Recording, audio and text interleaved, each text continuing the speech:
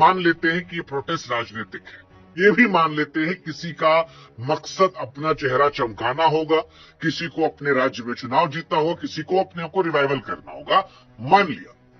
लेकिन अब एक सवाल हम आप लोगों से पूछते हैं, वो जो नीचे भीड़ थी, लाखों की भीड़, वो क्या थी? और आपको क्या लगता है, इस देश के छात्र इतने बेवकूफ हैं? किसी पार्टी की एक फोन पर वो लाठी खाने पहुंच जाएंगे, अपना करियर बर्बाद करने पहुंच जाएंगे, आंसू गैस के गोलों के सामने खड़े हो जाएंगे। और एक और बात, राजनीति भीड़ के पीछे तब आती है जब भीड़ पहले से खड़ी। अक्सर मुद्दों पर राजनीतिक पार्टियां आग नहीं लगाती, वो आग देखकर हाथ सेकने आती है। और आग किसने लगाई? उस पेपर लीक ने, जिसे खुद शिक्षा मंत्री धर्मेंद्र प्रधान ने माना है। अगर सच में ये मंच केवल राजनीतिक था तो कितना आसान था सरकार के पास इसे खाली करवाना। आप जाते, बात कर लेते, ये श्योर कर देते कि दोबारा नहीं होगा। एक मंत्री जिसकी अगुवाई में मल्टीपल पेपर लीक हुए हैं, उनको हटा देते। इतनी सी मांग थी ना। इस देश में पहले भी नैतिकता के आधार पर इस्तीफे हुए हैं, लेकिन ये नहीं किया गया। राजनीति को मौका किसने दिया? प्रधानमंत्री की खामोशी। सरकार की चुप्पी वो खाद होती है जिस पर हर पॉलिटिकल पार्टी की फसल लहलाती है, और यही देखने को मिला।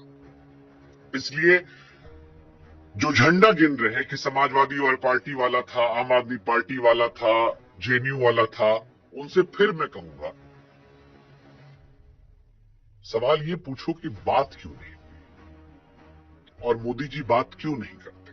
साल 2014 से लेकर आज तक एक भी ऐसी प्रेस कॉन्फ्रेंस नहीं हुई है जहां पर प्रधानमंत्री नरेंद्र मोदी साहब अकेले खड़े होकर पत्रकारों से संवाद कर रहे हैं।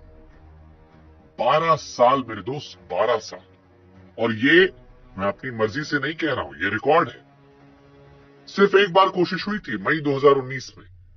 चुनाव खत्म होने पर बीजेपी मुख्यालय में प्रेस कॉन्फ्रेंस की गई थी। उस दिन मोदी जी मंच पर आए, पत्रकारों ने सवाल किया, और जवाब जानते किसने दिया? अमित शाह साहब ने। ऐसे ही और अमेजिंग कंटेंट के लिए चैनल को सब्सक्राइब और पेज को फॉलो करें। Thanks for watching. Modi ji जानते क्या कहे उस दिन? उन्होंने कहा कि मैं पार्टी का अनुशासित सिपाही हूं, अध्यक्ष जवाब देंगे। यानी देश के प्रधानमंत्री सिर्फ एक बार प्रेस कॉन्फ्रेंस से बैठे और सवाल का जवाब बगल वाले को दिया। 12 साल में बस एक बार से। अब कोई बोलेगा कि अरे मोदी जी तो इंटरव्यू देते हैं। बिल्कुल देते हैं, पर आपको मोदी जी के इंटरव्यूज की क्या क्लिप्स याद है? चलो आज मेमोरी थोड़ा सा रिकॉल करते हैं। जो क्लिप्स उनकी वायरल हुई है इंटरव्यूज से, वो है आम कैसे खाते हैं, काट कर या चूस कर? क्या आप बटुआ रखते हैं? आप में इतनी ऊर्जा कैसे, थकान कैसे मिटाते हैं? ये वो सवाल है जो ज्यादा वायरल हुए। इन्हें सवाल कहेंगे आप डेमोक्रेसी में?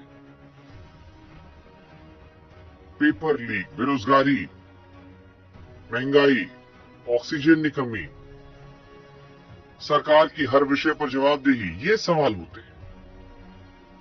और एक परसेप्शन देश में बना है, सरकार के समर्थक भी इंकार नहीं कर सकते हैं कि जो जर्नलिस्ट न्यूट्रल हैं, चलो मैं उस पार वालों को नहीं कह रहा हूं कि जो सरकार के विरोधी जर्नलिस्ट ही हैं, जो खाली पानी पी पी कर गाली देते हैं और अपने यूट्यूब वीडियो में रोज थंबनेल लगाकर सरकार गिराते हैं, लेकिन जो न्यूट्रल जर्नलिस्ट हैं उनको भी इंटरव्यूज नहीं मिलते हैं।